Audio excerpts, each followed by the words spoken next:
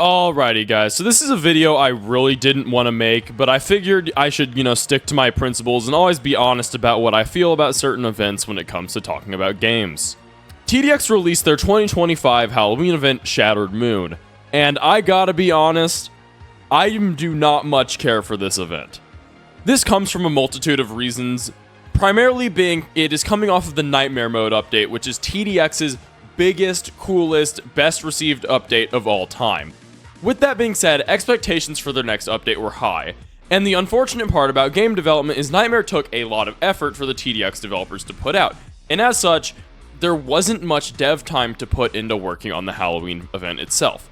I want to preface this video by saying this video is by no means a knock on the TDX developers. They worked so hard to get Nightmare out, and the fact that we got a Halloween event at all is insane. That being said, the purpose of this video is to kind of outline why TDX is kind of suffering from success here and what they can do going forward. First off, expectations for Halloween events are generally very high for both TDX and just tower defense games in general. Notably, Tower Defense Simulator released arguably one of their best events of all time this Halloween, Null and Void. Additionally, Tower Defense X's 2024 Halloween event is also one of the best tower defense events of all time. And it was coming off of the Nightmare launch, which, as I just mentioned, was such a good update. Basically, Shattered Moon is in such a rock and a hard place, of the event itself not really being bad, but it is just so small scale and so quaint and simple when it is surrounded by absolute juggernauts in terms of event content in these games. Additionally, Shattered Moon has had some controversies with the grind, as I covered in this video with John nerfing a crap ton of grind strats. This has overall created a kind of a controversy around this event, which has really gotten certain players to not like it. That and the fact that Nightmare Mode of the event hasn't even been released yet, left players really wanting something more, and overall, currently Shattered Moon is on track to be kind of forgettable. What we ended up getting was cool, yes, but there overall wasn't that much content to create something memorable, or something there that, is gonna progress Tower Defense X's story. For example, Shattered Moon takes place in an alternate timeline, and this is my biggest actual criticism I have with Shattered Moon, is the fact that they come off of the narrative peak that was Nightmare and Hidden Wave, and then they don't do anything by saying this Halloween event is in an alternate universe.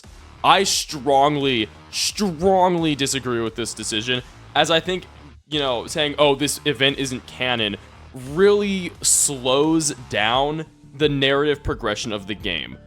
Especially considering it is not really explicitly stated it's not canon outside of the Discord, meaning certain people who aren't as involved with the game are going to be confused as to why this event is not being addressed in the future.